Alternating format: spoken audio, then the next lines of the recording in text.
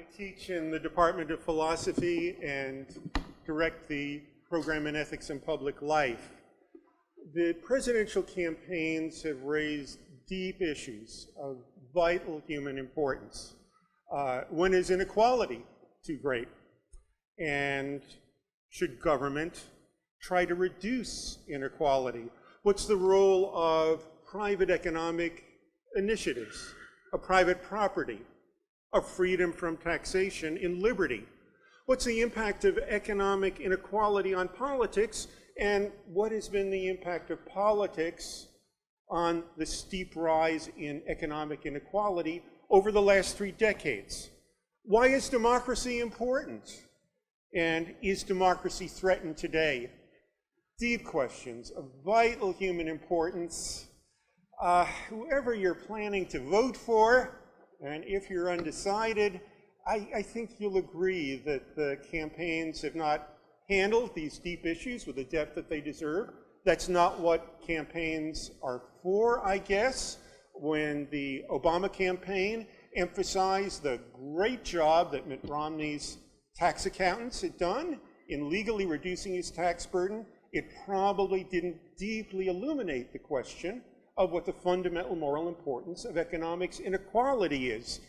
And certainly when the Romney campaign showed Barack Obama saying that a business person doesn't succeed in business on her own, and omitted his explanation that he meant that she couldn't succeed if the government didn't build roads, that didn't deeply illuminate questions of freedom, equality, and the common good. Well, that's where we come in this Ethics and Public Life series. 6 eminent figures will address deep issues raised by the presidential campaign with the depths that they deserve. First, 2 eminent political scientists will speak to us. Jacob Hacker today on the impact of American politics on the American dream. On September 24th, Larry Bartels from political science at Vanderbilt on the interaction of politics and economic inequality. Then 2 philosophers will come. On October 15th, David Schmitz will come from the Department of Philosophy at Arizona. David is somebody towards the libertarian end of the political spectrum. He will talk about democracy and corporate welfare.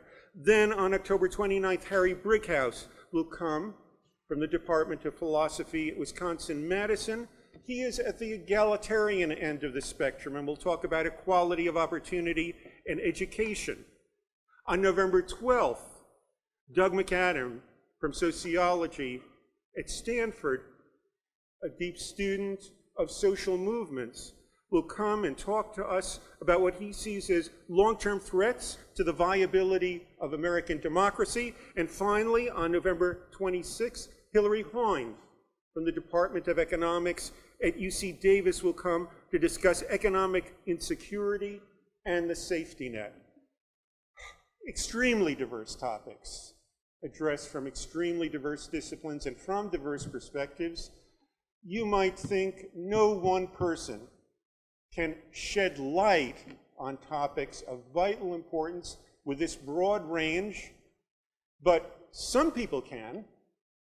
Jacob Hacker from the Political Science Department at Yale has shed light on all of the topics that I have named. That makes him a perfect start to our series. Suzanne Mettler from the Government Department will introduce him.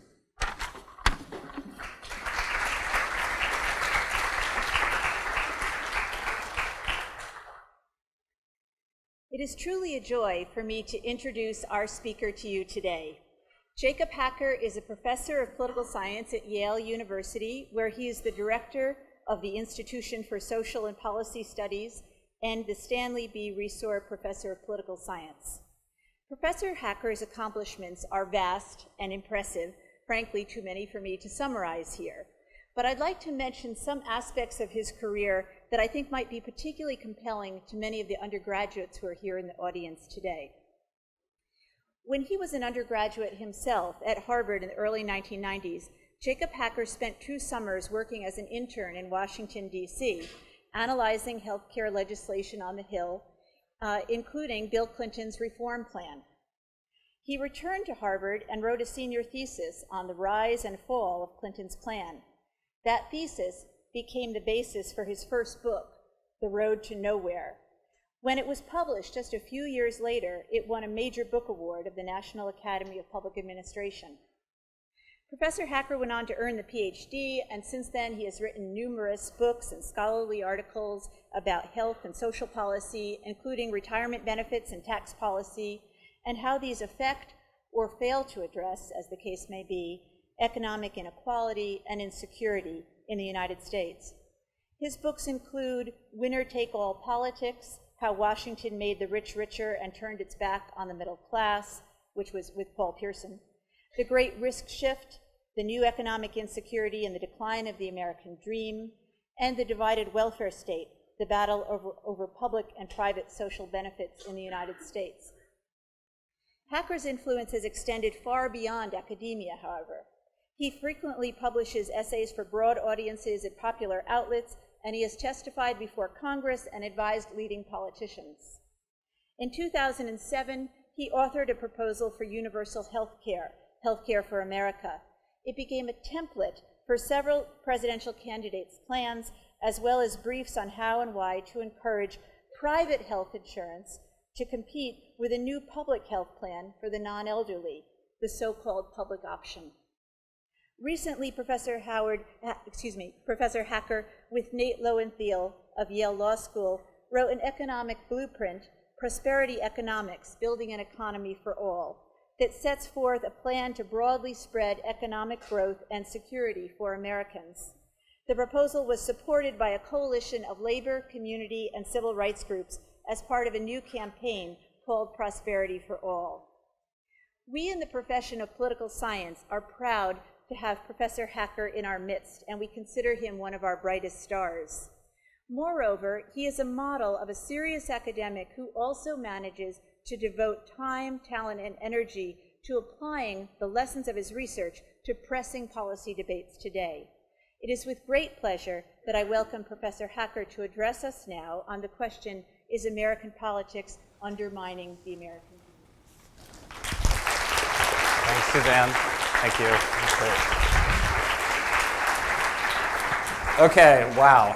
That was quite an introduction. I think anything I say after that is going to be a bit of a letdown. So let me just start by saying and also this thing is starting to move. Let me start by saying I'm very pleased to be here. When Dick came to me and asked me to lead off the series, I was both honored and excited, and I'm really pleased to see so many people here. Suzanne, thank you for that great introduction, and thank you, Dick, for yours. I'm going to try to keep the thanks short because I'd like to spend as much of our time possible having a conversation about some of these issues. So I want to keep my presentation to roughly 40 to 45 minutes, and whenever I'm in a time-constrained situation, I think back to an evaluation I received when I was a new assistant professor at Yale, and it began quite promisingly. It said, Professor Hacker, if I had just 15 minutes to live, I'd want to spend it in your class. Because that way it would seem like an hour. So I hope the next 40 minutes seems close to 40 minutes. I also do want to take a few more minutes just to thank my co-author, Paul Pierson. The two of us have worked on a previous book, Off Center, which was about how Republicans were moving to the right and Democrats were moving. Republicans were moving dramatically to the right and Democrats were moving modestly to the left. I think that one's been a bit vindicated by subsequent events. And the two of us have published this a couple years ago before the Occupy Wall Street protests began, and it's been a really, I don't know if enjoyable is the right thing to say, but a really interesting experience to watch American politics come to focus much more on this set of issues since we wrote the book. Now, one way in which they focus on these issues is an endless series of polls discussing and examining how Americans feel about rising inequality. And perhaps the most recent I was able to find is from the Pew Research Centers. This is a nonprofit, nonpartisan research institute. And up above you see the changes in median net worth. Pretty strikingly, we're back to levels of net worth, including housing for the typical household that are roughly where they were in the early 1980s. I'll say a little more about that in a moment. But below that, they also have a response from people they surveyed who self-identified themselves as middle class, asking them whether or not it was easier or harder to get ahead than it was a decade ago. And as you can see, there was an overwhelming sense, not surprisingly in the wake of the Great Recession, that things had gotten much harder. And in fact, if you did similar surveys, and there were surveys before 2007, before the recession, there was a widespread sense of gloom then as well. The summary of it is not much better put than the Pew Research Center's own title for this report, The Lost Decade of the Middle Class, Fewer, Poorer, Gloomier. So I don't want to spend today providing you with too much gloom, especially with the sun outside. So what I'd like to do is talk a bit about what's happened to the middle class and how that links up to the great rise in inequality, and in particular what I'll call winner-take-all inequality, the concentration of income and wealth at the very top of the income distribution over the last generation. But then I want to turn, after talking about this and its main causes, I want to turn to a question of what can be done. What are the prospects for a serious effort to tackle and reverse some of the trends of the last generation? Are we consigned to another lost decade for the American middle class? Now, it's, as I said, not so surprising that there was a sense of gloom after the Great Recession. And yet, that gloom is tied up with more than just the economic strains of that period. Over the last 3 decades, the share of pre-tax national income that accrued to the richest 1% of Americans roughly doubled. The share that went to the richest 1/10 of 1%, so the top 1 in 1,000 households, more than quadrupled. Who are these fortunate few at the very top? Well, about 6 in 10 of those in the top 1/10 of 1% are executives, financial and corporate executives. And so really, in large part, what I'm going to be talking about at this particular level of inequality is the pulling away of financial and corporate elites over the last generation. Now, this was pretty clear even before the downturn in soaring CEO salaries, in the bonuses that were being taken home on Wall Street, in the discussion of tax cuts and investment incentives that were dominating American politics. But the basic message that was coming out of Washington, at least a few years ago, is that there was really nothing to be done and perhaps nothing to worry about as well. Hank Paulson, for example, the Treasury Secretary, who was also a former Goldman Sachs executive, put it this way in 2006. Economic inequality, he said, is simply an economic reality, and it is neither fair nor useful to blame any political party. Now, you can sort of forgive Paulson for his dismissive views, since it's pretty clear which party he thought was being unfairly and uselessly blamed, but in his defense, Paulson was really summing up the conventional view among not just popular commentators, but also professional experts. There was a widespread sense that economic inequality was a result of broad economic forces, namely increased economic globalization and technological change that had led to a growing divide between those with skills, particularly the college-educated, and those who had less capacity to adapt to this new economic realities. This view was echoed at the top by a sense of triumph. Sandy Weil, the former head of Citigroup, put it this way in a New York Times profile, appropriately entitled The New Gilded Age, back in the mid-2000s. People can look at the last 25 years, Sandy Weil said, and say, this was an incredibly unique period of time. We didn't rely on somebody else to build what we built.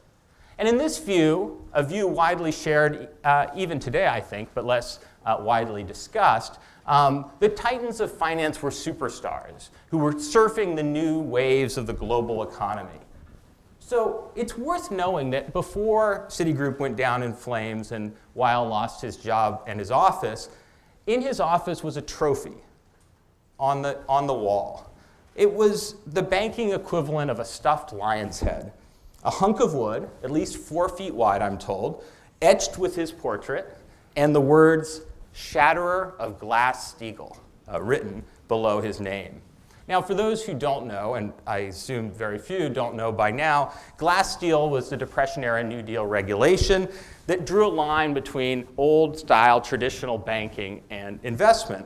And it is the line, of course, that banks increasingly were crossing even before Glass-Steagall was repealed and the repeal was signed into law by President Clinton.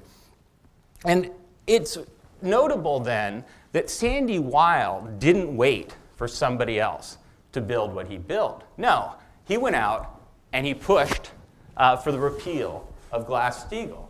When the bill was being signed, the other banker involved in the deal was asked, well, because they signed the deal for to create the Citigroup before Glass-Steagall had been repealed, the other banker was asked, well, what about Glass-Steagall? And the banker said, oh, we'll just have Sandy talk to his friend, the president, about that. So this is not, I don't want to focus here on, in retrospect, we can see now the sort of cluelessness that was inherent in this view that finance was removed in some sense from the normal laws of the rest of our economy, that these bankers were not, that these financiers were not creating systemic risk, that deregulation was an unalloyed good. Rather, I want to unravel, if you will, a puzzle about these developments. It's a puzzle that's wrapped inside a riddle and then inside a mystery. The puzzle, as I'll discuss, is why American society has grown more unequal, but not just more unequal in general, but more unequal in a specific way. The way that I was talking about before, the pulling away of the top, especially the top 1% and the top 1/10 of 1% and higher. The riddle is how, as we show in winner-take-all politics, this was driven by what our government did and didn't do, by public policies that were pursued and deliberately blocked. And finally, the mystery that motivated the book in the first place and that ties this together is why. Why did this happen in the world's oldest continuous democracy, a nation in which we all believe the vast middle class is supposed to hold tremendous sway? And my answer to that question will in turn open up the final question, which is, where does this leave us? What are the possibilities for reform given what I've said up till now? Now, we hear a lot about the haves versus the have-nots. So if I can leave you with one message in this talk, it's that we really should be talking about the have-it-alls versus the rest.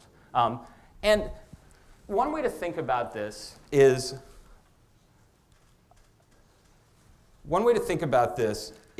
to look at statistics. In fact, there's one figure that sums up the book. And I'm going to warn you that I'm going to show a few figures over the course of this talk. My defense, such as it is that I once heard an eminent commentator say that it was the mark of an educated man to be deeply moved by statistics. But my guess is you may not share my passion, so I'll hopefully be able to walk you through them quickly. Someone does share my passion, however. These are Occupy Wall Street protesters holding up a sign of Congressional Budget Office data. So I figured you can't really get a much more wonky protest than that, and I'm going to take a lead from that and show you the same data, a little bit different form. Now, in this figure, which is taken from the book,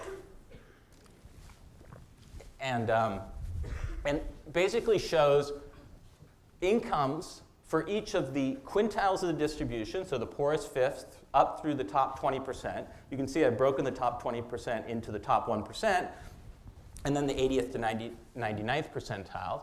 For two periods, 1979, for 2 years, 1979 and 2007. This is after-tax income that includes all government benefits. It also takes into account the value of in-kind compensation, like health insurance and retirement pensions, as well as in-kind transfers from the government of the same form. In other words, it's trying to capture all of the things that we think of as a family's household income. So let's go back in time to 1979. I know many of you in the room were not yet born. I was 8. And at that time, you can see that the United States already featured some pretty stark divides. We're not living in some kind of egalitarian fantasy land in the mid-20th century, but we were living in a society, for those of you who have looked at this period, in which income differences were not growing. That is, from roughly the 1945, the end of World War II, until the mid-1970s, all income groups experienced about the same growth in income. In fact, it was slightly higher toward the lower ends of the incomes distribution, and so inequality declined slightly over this period. But the real story is after the mid-1970s, and conveniently, the Congressional Budget Office data starts in 1979. So we're in 1979.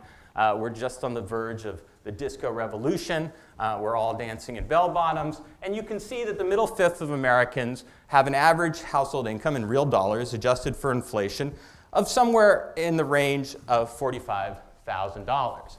Let's fast forward, if you will, to 2007.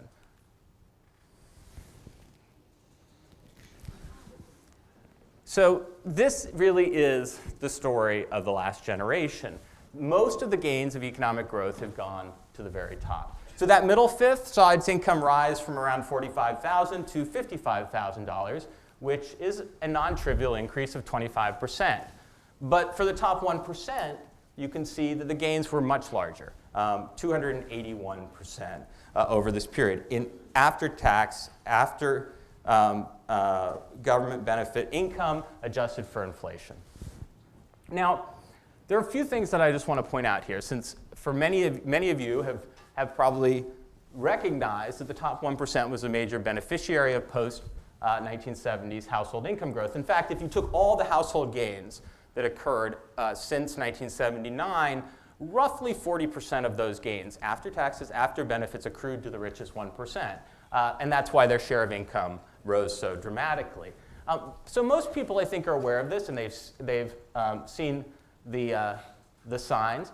But I think one thing that I want to point out is that this occurred over a period in which there was broad growth in the economy. So that, I guess, is obvious since somebody received that growth. But who received that growth was clearly not the middle class to any substantial degree. In fact, most of the gains that occurred for the middle fifth of Americans occurred because of increased work hours rather than because of higher incomes. And you can see this quite clearly here.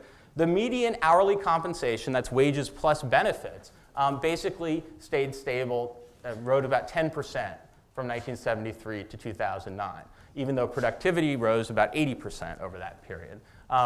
And you can see that male compensation essentially didn't rise at all. And that's the median. If you look at workers with an entry-level male worker without a college degree, the trend has been, of course, negative. Even an entry-level male worker with a college degree is earning barely more than such a worker was a generation ago, and they're less likely to have health insurance. Now, this is, of course, income. There are other things, and this is where the slogan, the 99%, of course, comes from. This is income, of course, but other trends we'll talk about in a moment were also leading to greater strains for the middle class. So the first thing I want to do, though, before moving on to them, is to make clear that in some ways the focus on the top 1% is misleading. Chris Hayes has a new book out in which he talks about fractal inequality, by which he means that at any level of inequality, you find greater inequality. So if you take the top 1%, the inequality within the top 1% has also followed this winner-take-all pattern. Now, he points this out to say, and I think this is true, that even people who are doing pretty well can always find someone else who's doing even better than they are. But what I would take from it and just want to emphasize is that when we talk about the top 1%, we're really missing where most of the action was. So the CBO did exactly the same thing from 1979 to 2005 and broke out the top 1%. So this group here is the merely affluent, the bottom half of the top 1%. And this group, the technical definition is, I believe, the filthy rich, right? The top 100ths of 1%. Okay, so let's do our little time travel again. Again, the top 100th of 1% was doing quite well back in 1979.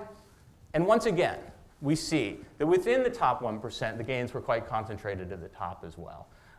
So this is important for a couple reasons I'll get to in a moment. First of all, it means, as I said, we need to focus on who these folks are. Who is in these top two slices? As I said, it's mostly corporate and financial executives. Any story that is plausibly explaining what happened for them has to take into account who you has to say something about what happened to corporate salaries and financial markets. The second reason this is useful in focusing is that we start to focus more on what government does that affects these folks. And I'll say more about that in a moment. Now, before I go on, you might wonder if the downturn has fundamentally reversed this, since 2007 was the last year in my data. And the answer is that initially, at least, it looks as if income concentration declined. The stock market stock market drop hit capital owners much more sharply than it hit middle-class families, although middle-class families were hit harder in terms of the housing market drop. And since those at the top, as I'll say in a moment, get lots of their income through capital gains, much of it is labor income, that is, it's earnings, it's paid in the form of capital gains, they were hit much harder initially. However, in 2009 and 10, we started to see the same patterns reemerging. Emmanuel Saez, the Berkeley economist who's perhaps done more than anyone to chart the rising fortunes of the top, calculated that in 2010, about 93% of pre-tax income gains went to the top 1%. So you may wonder why lots of people don't feel the economy is improving, even as we see profits going up and the stock market going like gangbusters, and the answer is pretty simple. Much of those gains are going to a very small slice of Americans. Okay, one last thing I just want to mention, because I think in some ways it's more profound and more important over the long term, and that is that this was accompanied by at least two shifts in our society that aren't captured well by income. One was a stagnation of social mobility. So you might think, well, it's true that those at the top are doing better, but maybe the chances of getting into the top have gone up. And the answer, according to now a huge number of studies, is that social mobility didn't increase over this period. It may actually have declined. The other thing we've learned in studies of male intergenerational earnings mobility, which is a very long-winded way of saying how well sons do relative to their fathers. And you may wonder why we look at sons rather than daughters, and the answer is that much of this research, right, is looking back a generation. Going forward, I think the daughter-mother comparisons or daughter-father comparisons will be more instructive, but most of this work is focused on men. And what they found is the United States has essentially the lowest intergenerational mobility of any rich democracy. We're basically tied with a couple other countries. We're much lower than the Scandinavian democracies, some countries of continental Europe. And so again, in that dimension of mobility, it doesn't look as if there's been a change that's compensated. To the contrary, it looks as if perhaps social mobility has declined even as inequality has grown. The second thing I want to mention is wealth. Because of course income is a flow, but wealth is a stock. And wealth is the way in which people, is a kind of safety net that people have and the opportunity springboard they have. It's what allows them to create those better opportunities for their children or to protect themselves against economic loss. And of course, it also allows themselves to protect themselves against economic loss or gain economic opportunities that come from politics. If you ask, well, who would be the most politically influential in a political system where money matters, it's obviously the wealthy. Not necessarily those who are rich in any given year, but those who have the most wealth to throw around. And we'll talk more about those people in a moment. So for a while, the sense was that as inequality grew, wealth inequality, income inequality grew, wealth inequality wasn't following suit. But it looks as if that was mostly a lag, that more and more of the income gains have turned up in wealth gains. And here I just show the median wealth relative to the wealth of the top 1%. And you can see it's not a linear over time relationship, but the general trend has been upward. And in 2009, mostly because of the huge declines in wealth for the typical family that we just saw, the wealth ratio skyrocketed. Maybe a better way of understanding this is that the median wealth of white households in 2009 was, as we saw before, less than $100,000. Does anybody want to hazard a guess of what the median wealth of a black household was, including housing, in that same year? I bet there's someone who knows. Yeah. Yeah. Well, I think it's even in the 2009 data, it's about 2,500. But we're talking about, for a typical African American household, their median wealth is pretty much zero, including housing. And the other way to look at this is just the concentration of wealth, which is much greater than the concentration of income. So the top 10% of wealth holders hold about 3/4 of wealth in the United States. That's including housing, financial wealth. The top 1%, around 35% of wealth. So more than the share of income going to that group. Now, this is important. As Bill Clinton was saying in his speech, he kept saying, this is important, this is important. So this is important because this transformation, I think, calls on us to formulate explanations that have two distinctive qualities. The first is we have to explain why it is not that the rewards of growth have gone not just to the, say, college educated, say the top 20%, but disproportionately to the top slices of that. We also have to ask, why did this occur in the United States? Now, I haven't told you yet that this is distinctively an American phenomenon, so I want to point out that it is not a uniquely American trend, but it is something that's quite distinctive to the so-called Anglo nations. The United States, Australia, Canada, New Zealand, the UK. And I'll show you that here using the top incomes database, which Manuel Saez and co-authors put together. It's a great resource for those who are interested in these issues. So first of all, we're going back to the early 1970s, and we can see remarkable similarity across countries in the share of income, excluding capital gains. This is quite important because these numbers are lower than ones you may have seen elsewhere because they exclude capital gains.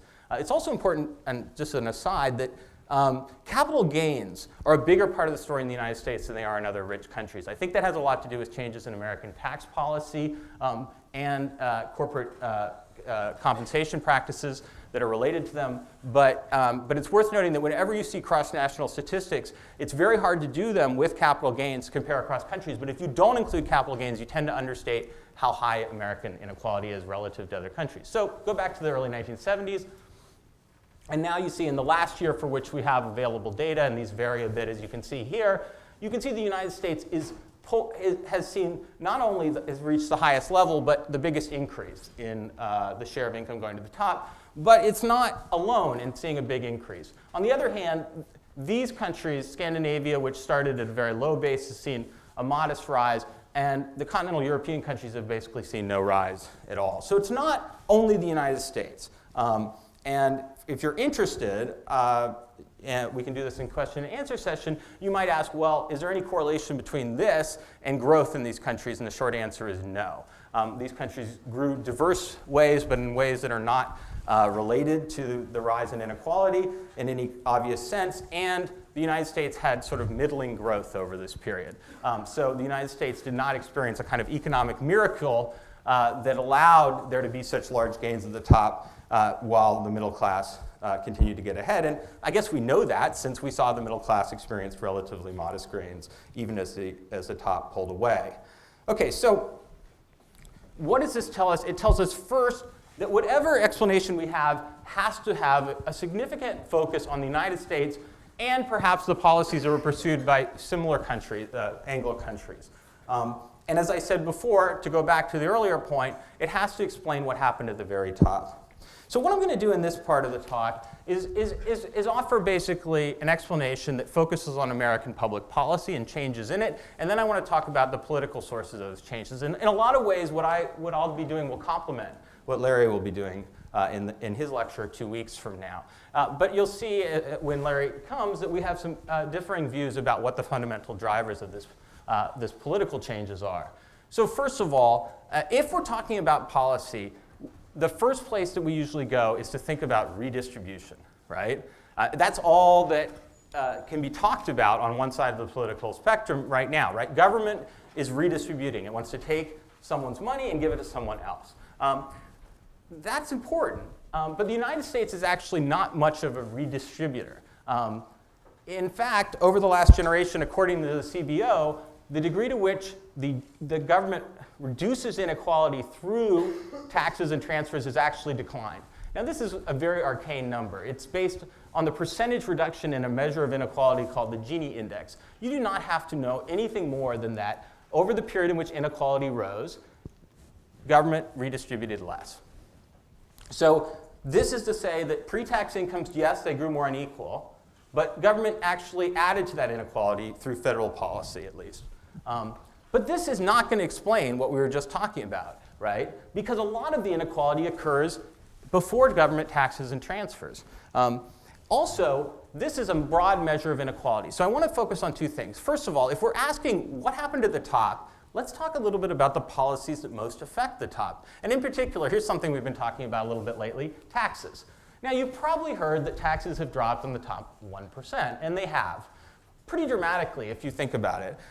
So this was the effective average tax rate paid by the top 1%. That's all federal taxes as an average of income. You make $200,000, you were paying a little bit less than $100,000 in federal taxes. Pretty substantial. And by this period, it's down to something like $60,000, right? About 30% of your income. But this is really actually only the tip of the iceberg. Let's take these higher groups that we were talking about before. Here's their top 0.1%. 6 and 10 are financial and corporate executives. Their average income, just for reference, in 2007 was around $7 million a year. Now let's take the top 1%. The top 100th of 1%. Their average income was gazillions. I don't actually know what their average income was. It was really high. And their their taxes have gone way, way down. Now, this you can see predates the Bush tax cuts. It was a bipartisan affair. Actually, we write a lot about how Carter cut the capital gains tax rate in 1978. But even here, you can see before 1978.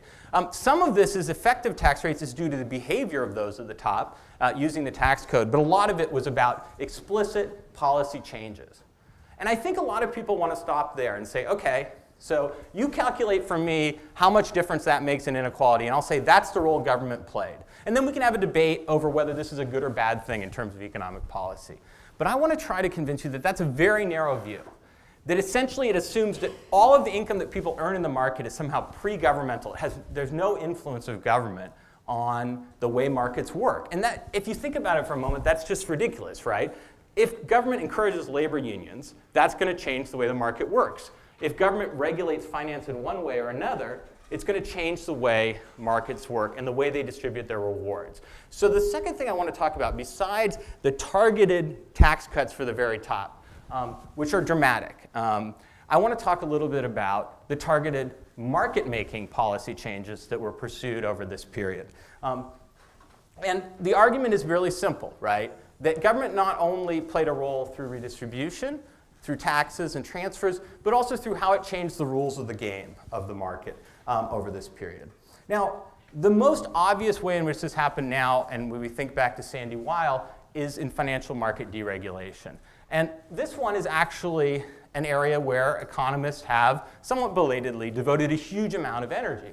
So I'm going to show you a figure from a paper by two economists. I don't know if this says something about the excitement of economic arguments, but this was widely considered to be the most exciting economic research paper published in 2008. And what it showed is that the relative wage, that's this little red thing here, of finance professionals relative to similarly educated workers in other parts of the economy had gone way down in the wake of the New Deal and the financial reforms of that period, and then way back up in the late 1980s in tandem with deregulation. In fact, this little green line is just an index of financial regulation. Big increases in regulation in the 1930s, followed by some consolidation after World War II, stability in the system, and then deregulation at the same time as the relative wage is rising. So by the end of this period, and I can tell you by experience, my undergraduates know this, by the end of the period, workers in finance were earning almost twice what similarly educated and skilled, according to these measures, workers were earning elsewhere. Now, this may look familiar to you, this U-shaped curve. Maybe you've read the paper, or maybe you've seen the share of income going to the top figures that you often see now increasingly in the New York Times and other places, right? This is the share of income held by the top 10%. And you can see here that that share declined during the New Deal in the 1940s, World War II, stayed relatively stable until the late 1970s, and then starts to rise. David Moss of Harvard has also added to this some really interesting additional data that I think speaks very much to the influence of regulation on the markets. And it tells us two things. Now, we know that those in finance were earning a lot more and making a lot more, and actually making up more and more of the top echelon of the economy over this period. But what I think this also shows us is that financial stability was very much linked up with financial regulation. So these blue are total number of bank failures. This sort of red one is the total deposits of those failed institutions. And you can see, just so you know, I mean, the pre-1930s economy was marked by wave after wave of destabilizing bank panics, culminating in the 1929 crash, right, where you had an enormous number of bank failures and a huge number of assets. Now, if you go to the period after deregulation in the 1980s, well, maybe I should note, this period looks relatively free of financial panics. And then you go to the period after 1980 and you see again a marked rise in bank failures. This is the S&L crisis, of course, a nice period in the 1990s, followed by, of course, the mother of all financial crises. And so we at least have some circumstantial evidence that the policies that were pursued of deregulation not only increased rewards at the top in finance, but also was associated with greater systemic financial risk. And prior to the financial crisis, we might have said this wasn't of great concern to the rest of Americans. At this point, I think it's pretty hard to make that case. So we have other areas we talk about in the book, the decline of unions, the rise of corporate pay, that have a similar quality, where market making was more crucial than explicit public policy redistribution. But I want to talk about one final way in which government played a role, one that I think we're even less likely to see, and I call this drift. Drift occurs when government fails to update policy in the face of transformations in the market, and it fails to do so in the face of fierce efforts to block updating. So it's important to say here that drift is not apolitical. When government fails to act because powerful private interests don't want it to act, that is very much a policy fight. And the best example here, in some ways, is deregulation, because it wasn't just that we saw a change in the financial rules, but we also saw a kind of pushing away of regulators over this period. So even when they had the opportunity to act, they were prevented by powerful private actors. There's an example, from the late 1990s when the SEC chair, Arthur Levitt, wanted to pursue some tighter regulation of accounting standards. And he went to the chair of the banking committee at the time, Phil Gramm, Republican of Texas, remember him. And here's what Gramm said to Levitt. I won't try to do his Texas accent. Unless the waters are crimson with the blood of investors, I don't want you engaging in any regulatory flights of fancy. Just think about that for a moment, now that the waters are crimson red with the blood of investors. Gramm was basically saying, and as Robert Rubin later would say in trying to hold off a regulation of derivatives, he was basically saying, if you go forward and try to use the powers you have, we will destroy you. And Wall Street had enormous sums and enormous power to do so over this period. And they were aided by the fact that even though we were seeing a shift in our economy that was creating pressures for inequality, our government was hamstrung by shifts in its own procedures. And the greatest example here is, of course, the filibuster. The filibuster is now kind of remembered through the gauzy eyes of the 1930s movie with Jimmy Stewart, Mr. Smith Goes to Washington. But as you all know, the modern filibuster bears little resemblance to that stunning display, which I will not recreate by passing out here, nor does it resemble the sort of Strom Thurmond 24-hour, 48-hour filibusters of the civil rights battles. Instead, filibusters are pocket filibusters. They're silent, and there are many going on at once. The changes in rules and the willingness of the minority to use the filibuster transformed this institution in the course of just a few decades. And it so happens that that transformation coincides with this period of rising inequality. In the 40 years before 1970, 40 years, there were 40 filibusters, fewer actually than that. In the 40 years after, more than 800 filibusters. And just in the last few years, there have about a quarter of those filibusters have occurred. There were more than 200 filibusters in the lead up to the 2010 election. And this in part reflects growing polarization, but it also reflects a fundamental change in how our government works. And so fundamental that when James Madison wrote in Federalist 58 about whether we should have supermajority requirements for other things than, say, overcoming a veto or passing a constitutional amendment, he said, we should not do that because the fundamental principle of free government would be reversed. So look at these numbers, right? I mean, we are in a new world in which everything but the budget, and that's a notable exception, is basically subject to a 60-vote margin in the Senate. That makes it much harder in a dynamic market economy for government to respond in a constructive way. Moreover, it's occurring against a backdrop of not just growing inequality, but growing polarization. That means that the parties have a harder time reaching agreement in a system that makes it easier for the minority to block action. Whenever I lived for a year in Berkeley, California, enjoying that Edenic place and the fresh vegetables and fruits, but also watching the dysfunctional California legislature operate. And whenever I think about where we're going after the debt ceiling crisis, watching the filibuster become more of a spectacle, I think of California, right? Where even the business community now is alarmed that Republicans are able to use supermajority rules against raising taxes to block any constructive action, where there's a sense that the promise of the state built on a strong public education system, built on an investment in research and development is being lost because the government itself is hamstrung by procedures and polarization. So I promise I'll get to the happy stuff in a moment. So that's what happened. Why? Why did government do it? I mean, that's the big puzzle, right, from a political science perspective.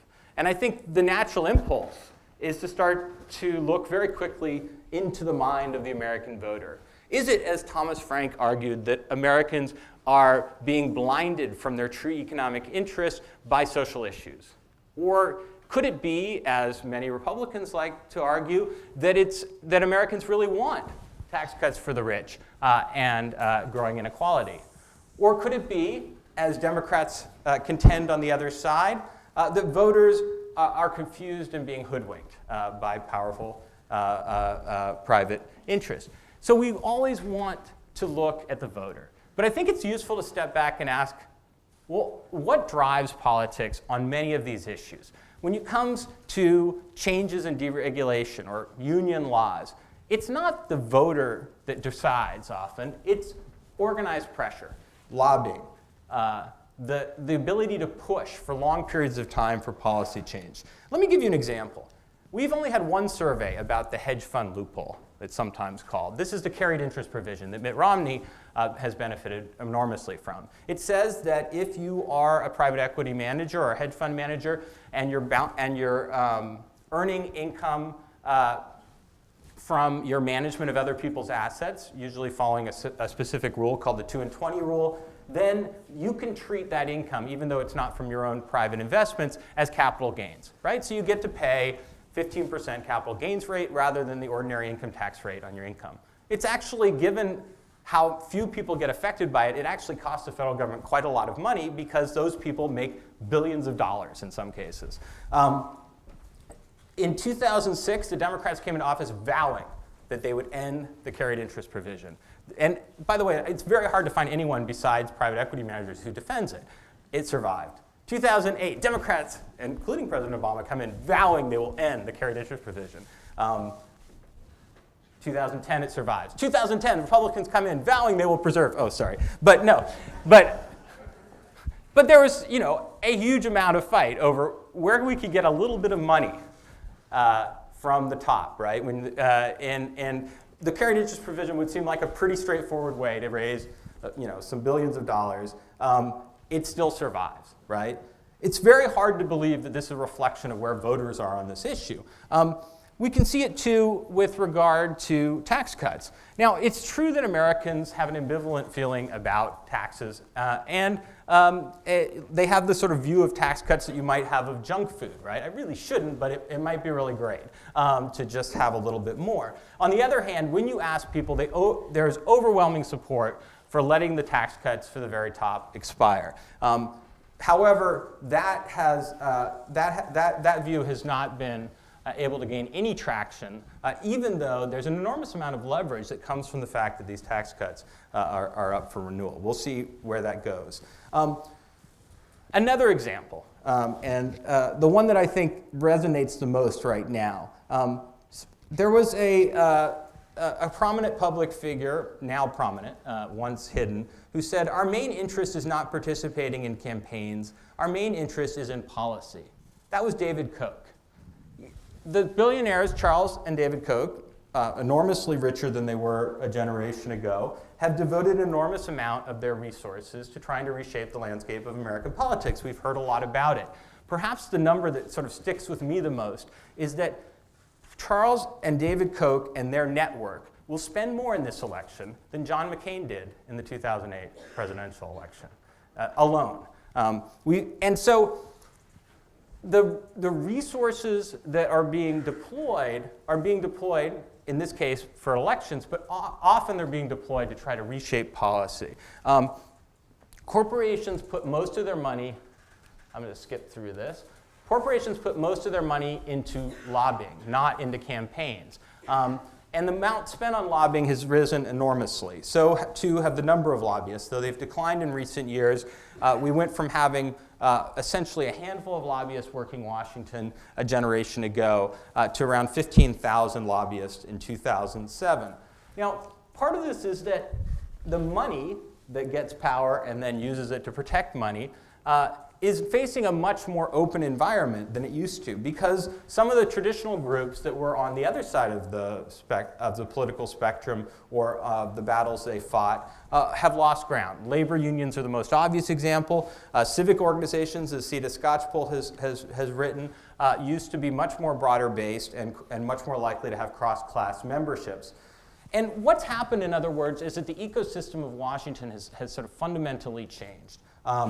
It's changed in the way that an ecosystem might change in the jungle, right? The Washington jungle, let's call it, has changed so that both parties have to adapt. That's why it's so stale to say, oh, it's all the Republicans' fault or it's all the Democrats' fault, because both parties have had to operate in this new environment. Now, for Republicans, this has been a much happier outcome, right? For them, the new political environment where money counts more, where there's more organization and affluence, supporting conservative causes has been empowering, right? And it helps explain why we've seen not just polarization, but quite unequal polarization, as I'll show in a moment, where the right has gotten much more conservative and the left only modestly more liberal. But for Democrats, the effects have been much more mixed, right? For Democrats, it's on the one hand, potentially a source of funds that allows Democrats to emerge from essentially the clobbering they were getting for about 2 decades from Republicans in the money chase to wage serious campaigns. Rahm Emanuel has this great quote we have in the book where he famously explained his philosophy for winning campaigns. He said, you can divide a campaign into 3 parts. He said the first part is money, money, money. The second part is money, money, press. And the third part is money, press, votes. Now, if you're keeping track at home, that's votes 1, right, and money 6, or 7. So Emanuel was able to tap into the Wall Street network, and many other Democrats were as well, to be able to wage much more serious campaigns. But at the same time, right, they were being pulled away from some of their traditional constituencies, right, as labor was losing ground And so for Democrats, I think there's been much more cross-pressure for the party. And I think that helps explain the kind of oscillation, right? I mean, at this convention, you have these very populist themes, mostly before prime time, but they were there. And then you have super PAC retreats, right, for high-flying donors. You have lots of Democrats in the New Yorker complaining that Barack Obama just doesn't know how to glad-handle the wealthy at the same time, right, as you have a call for major tax cuts on the top. It's cross-pressure versus empowerment. And you see it in the numbers. I said polarization has been highly unequal. I think most people don't recognize just how much so that it's been. Now, I'm going to be using these scores that come from looking at congressional votes. And this is not really how you're supposed to use them. So what I will just say is that this is a rough measure of how much more liberal or conservative members of Congress have become. I basically got the average House Democrat, the average Senate Democrat, the average Senate Republican, and then the average House Republican.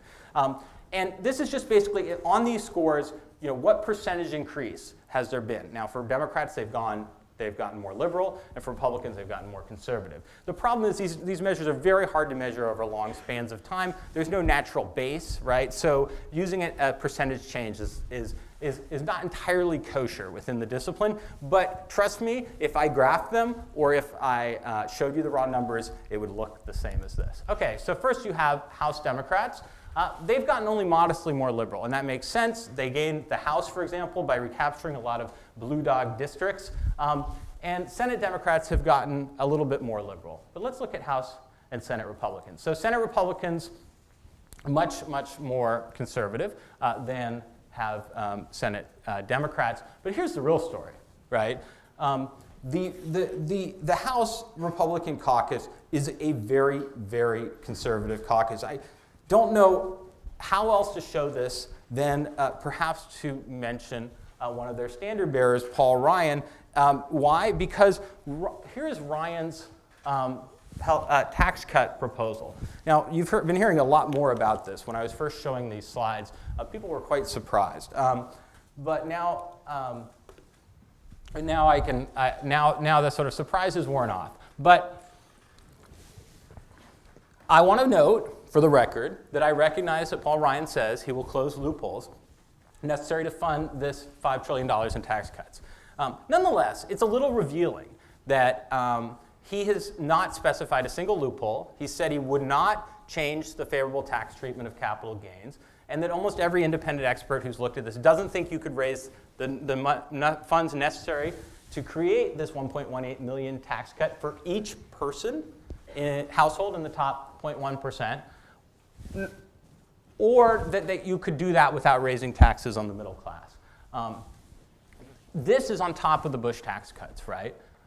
So this is a really significant additional tax cut targeted overwhelmingly on the wealthy, much more skewed toward the top than were the Bush tax cuts of 2001. And I think that's a pretty good illustration, right, of how much more conservative the Republican House caucus has become, right? Because remember, the policy has moved dramatically in their direction, right? They got the Bush tax cuts, and they're still there. And they're saying, on top of that, I would like to have more tax cuts for the very, very wealthy. There is one other way to look at this, which is to ask, what is the implied effect of candidate Romney's proposals on public spending? And it's really important to understand that the government does essentially three things that really have huge public spending impact, right? One is defense. This is not in order, by the way.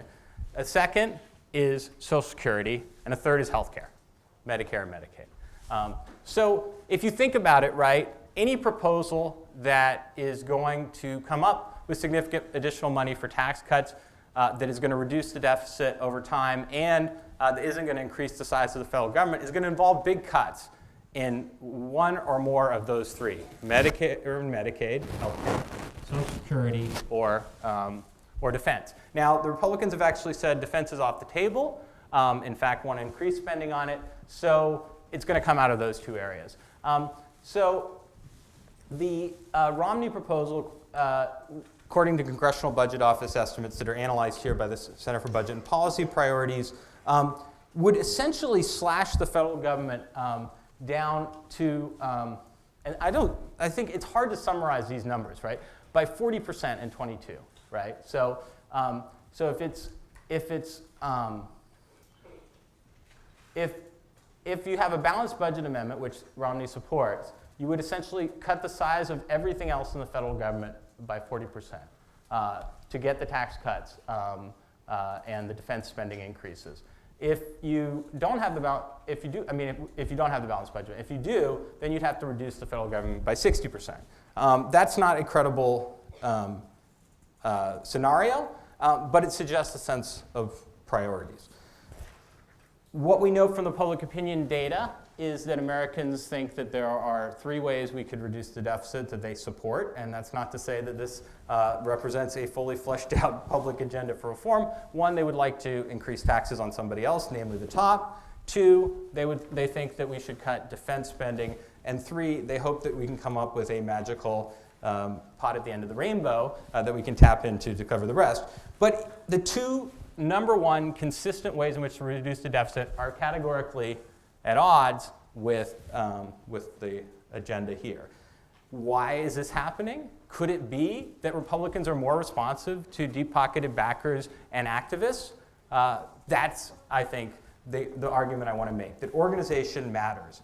The other thing I want to mention before I turn to what's to be done is that a really important part of this story is that Americans have ceased to have much faith that the federal government can deal with the strains in their lives. So in tandem with these organizational and economic shifts, I think there's been a fundamental decline in public trust in civic institutions and a sense of connectedness to the political system. Suzanne has written quite well about this and how it's linked up with changes in policy, but I just want to note it. If I was going to put my money on one change that matters the most for the public, it's not increasing conservatism, it's increasing cynicism. It's an increasing sense that government cannot challenge, cannot respond to, cannot effectively represent the middle class in the face of these stark changes in our society.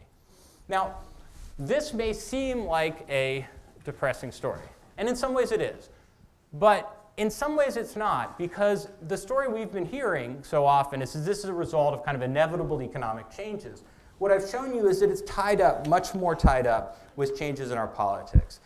It's tied up with the shifts in our tax code over the last generation. It's tied up with financial deregulation and the decline of unions. It's tied up with the increasing difficulty our government has responding to changes in our economy due to the filibuster. And it's tied up with the transformation of the Washington ecosystem that's occurred as money has become more important in American politics, as organized business interests have become more powerful. And in that sense, right, our problem is far more political than economic. And that, in some ways, is the message I want to leave you with and where I want to focus my last remarks.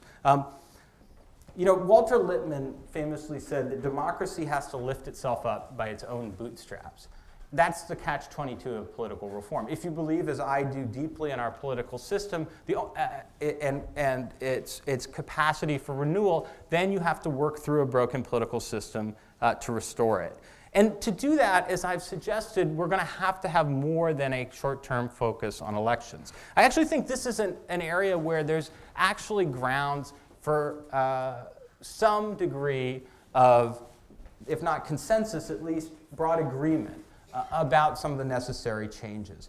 If the focus is on tax rates and redistribution, I think many Americans, battered by the trends of the last decade, increasingly subject to the call of activist claims, and not very trustful of the federal government, will balk. But if the question is, can we and should we fix our political system to reduce the sway of money, to provide greater responsiveness to the middle class, greater transparency, then I think people will likely be more responsive. We have to reduce some of the major barriers in our system to updating a policy. I think an obvious example of that is that to the extent possible, we should be moving away from requiring a fight over every renewal. For example, the debt ceiling, which really was once considered a kind of routine routine procedure, and now is again will be used to try to block and to gain as much leverage as possible by holding the federal government's credit rating hostage.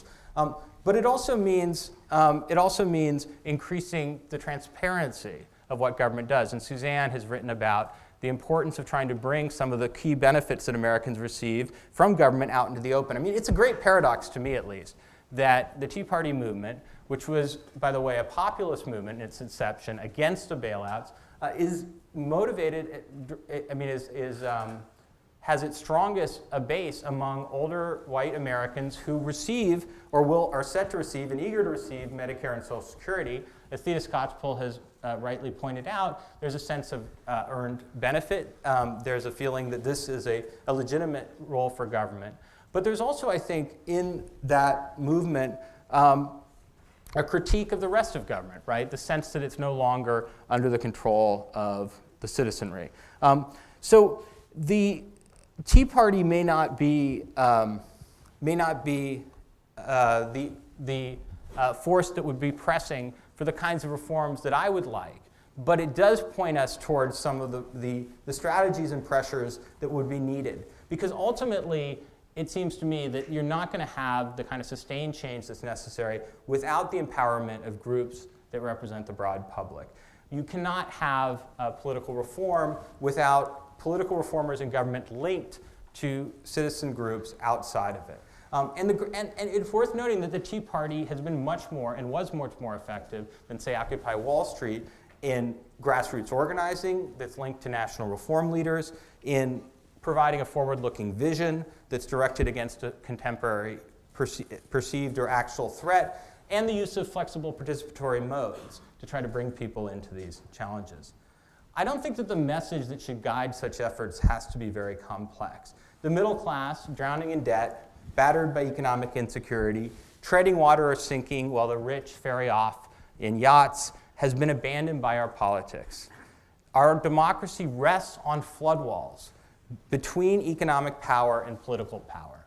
Those flood walls are badly broken, and they must be rebuilt. Thank you.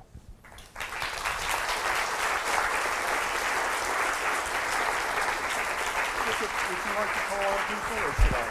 I'd be happy to, yeah. So I'm happy to call on people and take questions. Yes, here on the right. I have a lot of questions, but I just want to focus on the term middle class, which gets used widely these days by those political parties who use it also repeatedly. But it seems to me that the statistics, the inequality statistics, suggest there's a disappearing or effectively no middle class anymore. And perhaps we ought to come up with a more accurate term to represent what's actually going on in the country. You have my statistics tell me, I think they correspond with yours, that 85% of the wealth in the country is now in the upper 20% of the population. Given that, I don't know where the middle class exists. The Fed tells us, right, that the median family income for poor people is now $45,000 a year. And the Economic Policy Institute tells us that is the line of material deprivation, which I think is pretty accurate. So, middle class, that's my fundamental question. It's a good question, and the Pew report that I started out with was about this group. In fact, let me just show you one thing that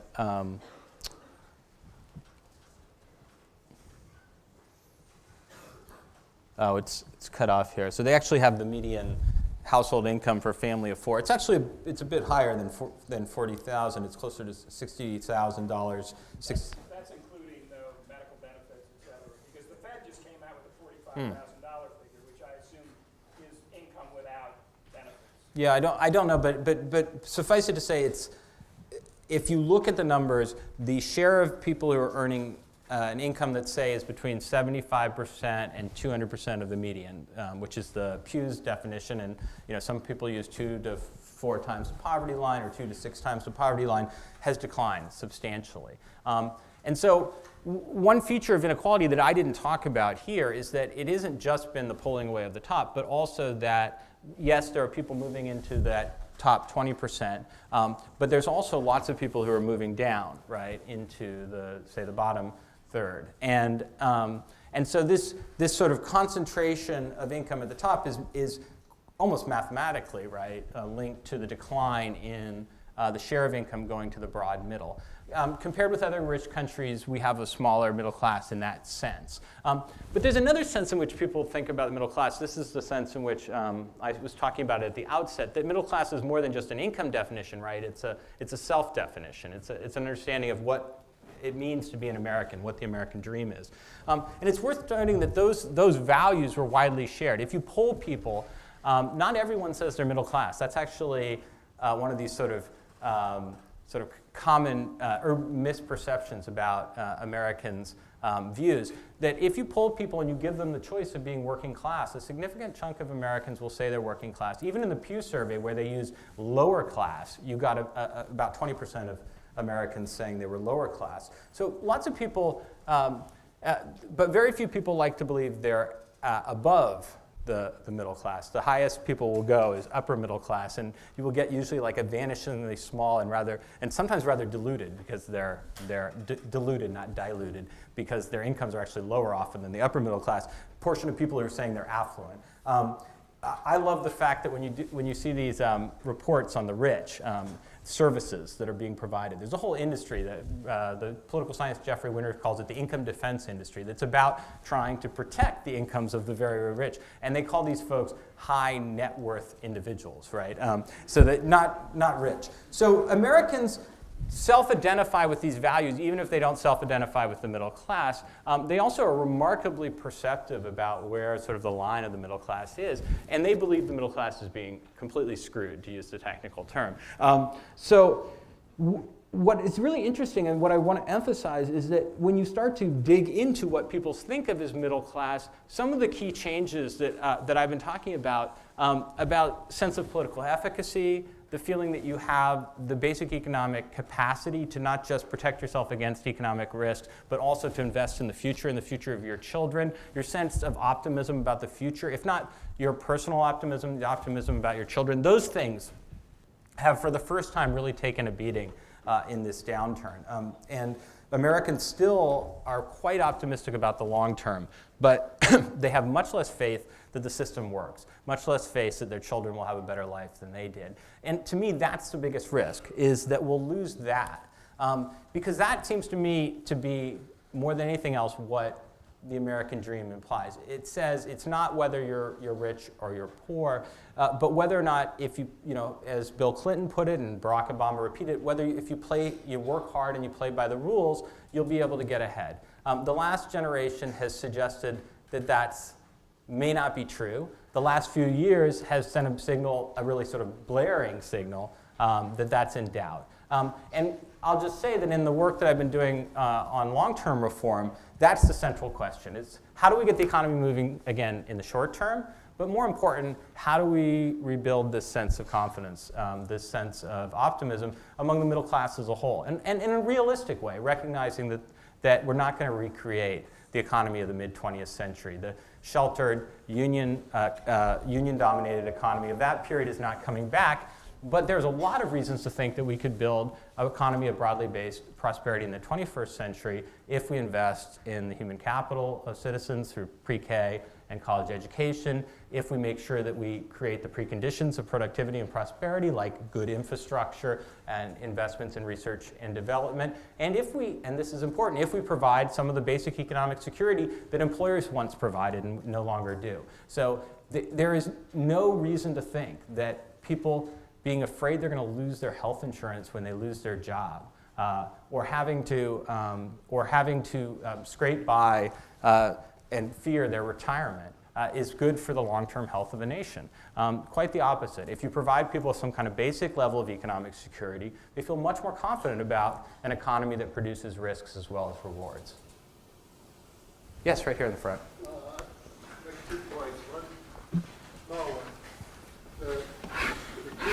The measures of income inequality greatly understate what's going on because they leave out unrealized capital gain. There's no way to count it as an income. It's not counted as taxable income because it's too hard to collect. If you put that in, the numbers would all just get worse, dramatically worse. Secondly, I think we need to make a distinction between making money and earning money. Let me describe Mr. Madoff. he made a lot of money during a certain period. There's no way, if you think about it, we would call it earnings money. And I'll tell you that if you talk about the guys in the top 0.01 and above that, the finance, corporate, and you never mentioned the word hedge fund, but they're the big guys. Hedge fund guys, there's been years when more than 24 hedge fund managers made over $1 billion each. So if you want to feel good and you make it 30 or 40 million, you can think about the hedge fund guy. Fractal inequality. All right. Now, in all those areas, in finance, corporate leaders, and so on, what they do is no more to be called earning than what Mr. Madoff did. The difference is what Madoff did was illegal. But what they are doing is not illegal. But it's no more sense fair earning. If you look at the details of how they're paid, it's simply they're robbing the bank. Okay, I definitely get your point, and I want to say a couple things. So first, that's a very important point about unrealized capital gains. And it comes out in the debate over the estate tax. I mean, one of the arguments for having an estate tax is that a lot of capital gains never get taxed, right? They're unrealized, they're being held. And the estate tax is one of the few ways in which indirectly we're taxing unrealized capital gains when they're passed on to heirs. And I do think the estate tax debate is really quite revealing for two reasons. One is that we've seen essentially the elimination of the idea that goes back to Teddy Roosevelt that we should prevent the accumulation of large estates and passing across generations. It's also the case, if you look at the estate tax debate, although it was framed in terms of small businesses and farmers, it's really a tiny slice of very, very rich families that would benefit from this. We should think probably, and this gets to your second point, we should think differently, I think, about that kind of wealth.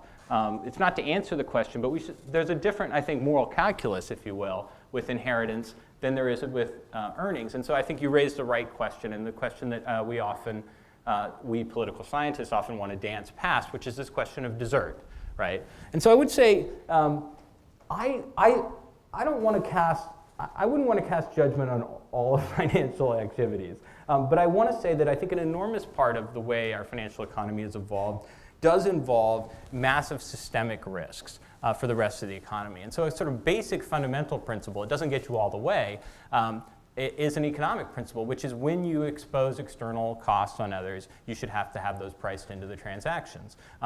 The short-term trading, which makes up an enormous part of what Wall Street does now, with huge amounts of leverage, rests, I think, almost entirely, its logic rests on the idea that there's an asymmetry between losses and gains, right? The asymmetry between losses and gains comes from the fact that major losses will ultimately will elicit a government response. That's the bailout problem. And the bailout problem is worse now than it was before the financial crisis. I hate to be, again, the bearer of bad news, but the measures of financial concentration are just stunning, right? We're talking about the top financial institutions having much, much larger share of total financial assets than was true before the crisis. So my own view is there should be some kind of financial transaction tax. It's basically a very small tax on all financial transactions. London has something like this. Europe is considering it. That would basically internalize at least some of that systemic risk. But I think there's a larger issue here, which is that the new rich are different than the Gilded Age rich, the Great Gatsby rich, right? That generation of wealthy people, for a big chunk of them were old money and inherited money, and rentiers, as we sometimes call them, people who were living off of accumulated gains. And we may see that in the near future, the Hiltons and the Waltons. But right now, the people at the top are what we might call the working rich. These are people who work extremely hard. They're very stressed out. They work long hours. The traders pride themselves on not going to the bathroom while they're on the floor, right? Because and that kind of mentality, right? It's a kind of eat what you kill kind of world. That mentality is tied up with the idea that these folks are earning their income through hard work, right? And what I just think is very important to remember is that the difference between, say, the 1970s and today in their capacity to earn those kind of massive rewards are not tied up with how hard people are working. They're tied up with changes in our society. Some of them beneficial, like the increased size of our economy, the greater knowledge intensiveness, the greater role of technology. Some of them quite negative, right, like the deregulation of finance, right? And so you've got to step back and you've got to ask, okay, what are the societal values at stake in the kind of transformation I'm talking about? To me, the most important issue here, because we may not worry that much about the 1% falling away from the top 10%. The greatest threat is to our democracy. And that's an area where I do think we can get some broad agreement if we step back and in a sort of Rawlsian sense and ask ourselves, do we want a set of political institutions, if we were setting them up from scratch, where influence is so money-weighted, where, as Bartels will show you a couple of weeks from now, the poor essentially there's no correlation between the opinions of poor constituents and their senators. Or where Marty Gilens in his new book, Affluence and Influence, suggests that even the middle class, when their preferences diverge from those at the top, seem not to have any influence on public policy. And if our answer is no, then we have to ask, A, do we want to change our economy or do we want to change our polity?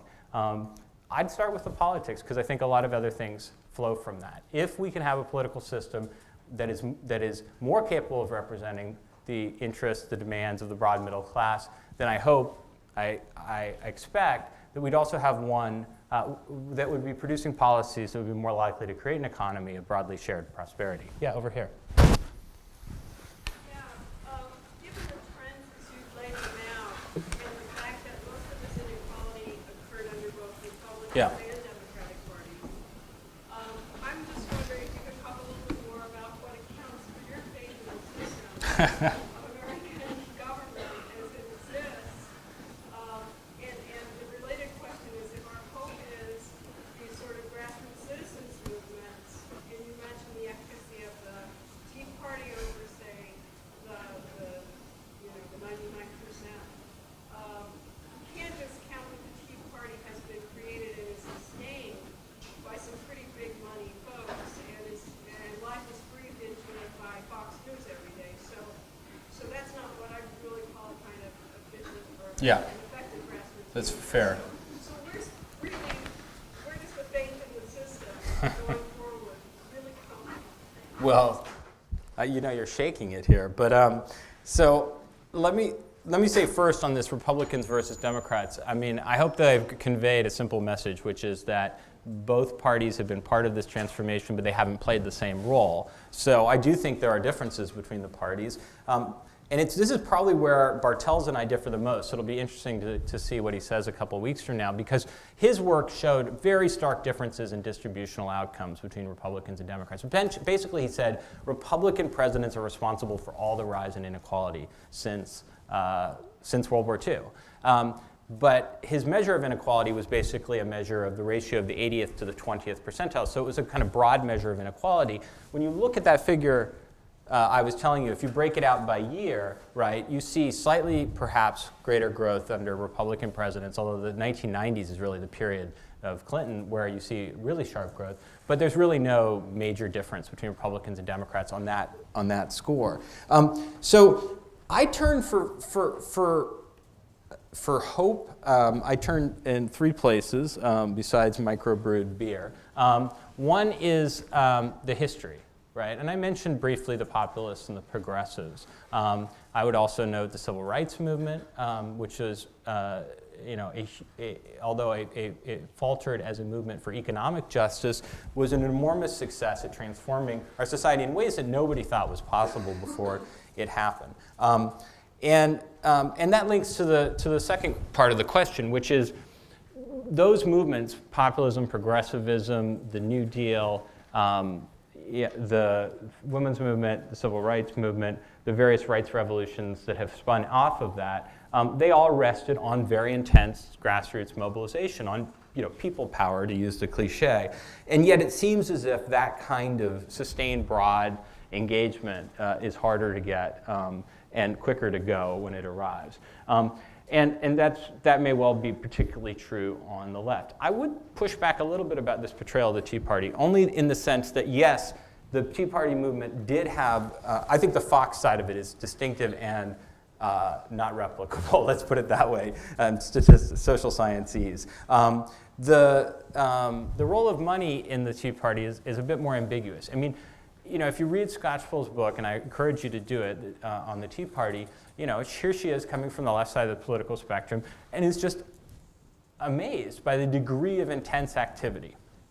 And that intense activity, I think, bears some resemblance to the mobilization that occurred against President Bush, especially after his Social Security privatization proposal. So I guess one prescription, right, is if you want to have a grassroots movement that's pushing, I guess, toward the left, you want to have a target. And but I'm not advocating here for any particular outcome in the next election.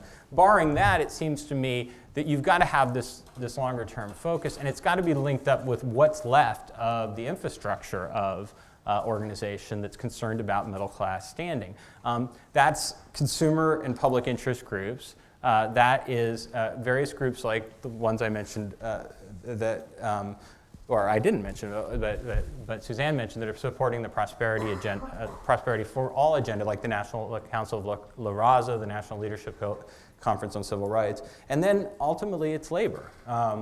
And to me, this is the biggest challenge, right? I mean, there is a huge debate taking place on very unfavorable terrain about organized labor. It's taking place around the one sector of labor that's grown and the one sector that people have the most ambivalence about, namely public sector unions. And Americans have seen, there's been a bit of a decline in public support for unions, but there's still a pretty strong sense that private sector unions are an important part of a well-functioning economy on the part of many Americans. But we may see over the next few years that capacity in the private sector almost entirely disappear. I mean, we're down below 10%. And I'm reminded when I guess it was Tom Brokaw that was once asked what the goal of NBC Nightly News was, and he paused for a minute, he said, to survive. And in a sense, right, labor unions are at that stage, right, that survival stage. So it seems to me it's a pretty critical juncture. But if there's going to be any hope, it's going to come from taking some of the themes that were raised during the Occupy Wall Street protest, marrying them to some of the grassroots energy around the presidential re-election campaign, and moving beyond the close tie to a particular political figure or party to try to press for some broader reforms, whether that takes place in terms of political and money reforms at the national level, or whether it's focused, as is some of the organizing on the other side, at the state level. I mean, the challenge, it seems to me, is the same one that Franklin Roosevelt highlighted when a group of progressives came to his office and told him basically they wanted him to support a bill. And this may be an apocryphal story, and Marty Schefter will tell me if it is. And at the end of the meeting, he said, "You've convinced me. Now make me do it," right? President Obama will act very differently if there's pressure on him to address these issues. Yes, over here. Just, you brought up the labor unions and the unfortunate steady decline in my lifetime. But what's not really talked about as much in the perspective just that they have declined significantly worse in the private sector than the public sector is that the organized effort to break these unions is so powerfully funded and so effective. And the amount of political support now in Washington, D.C. for labor unions is really gone.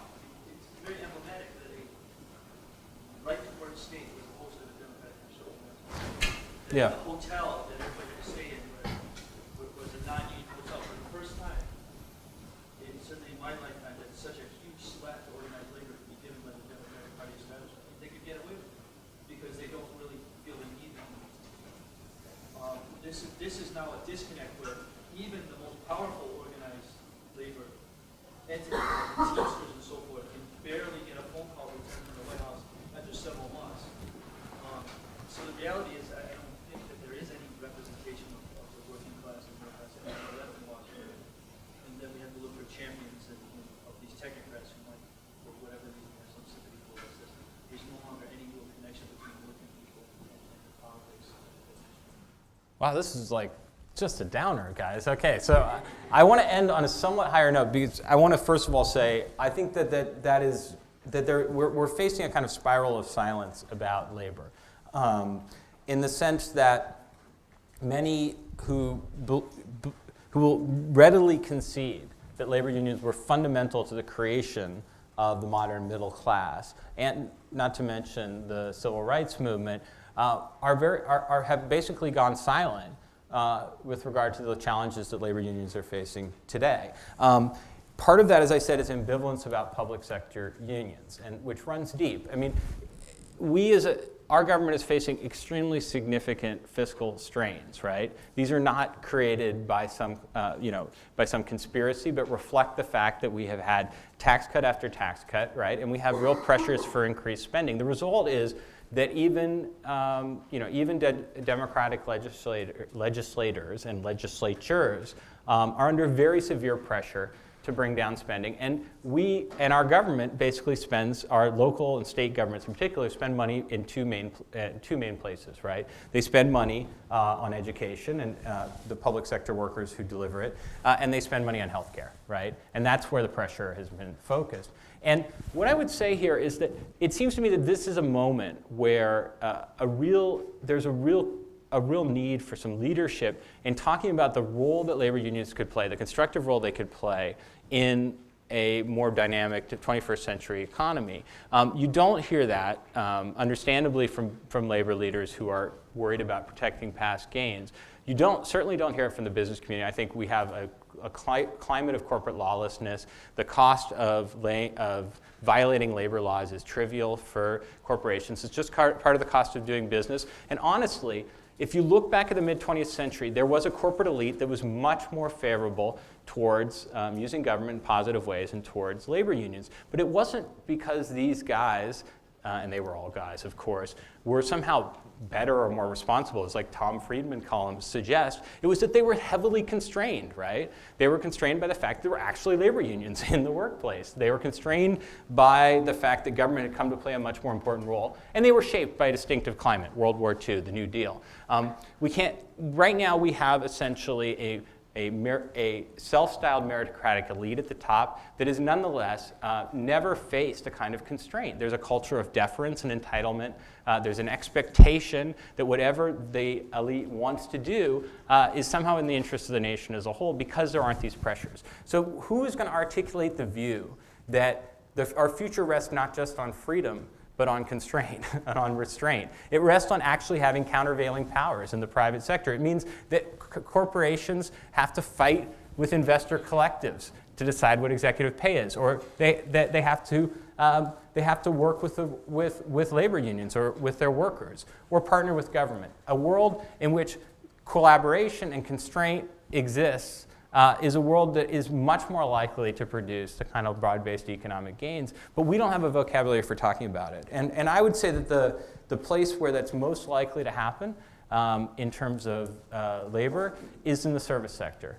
The new jobs that are being created are overwhelmingly service sector jobs. There's a burgeoning of human services, social services, and then, of course, the huge amounts of non-tradable goods in the service sector, where global competition is not the issue. The issue is worker power.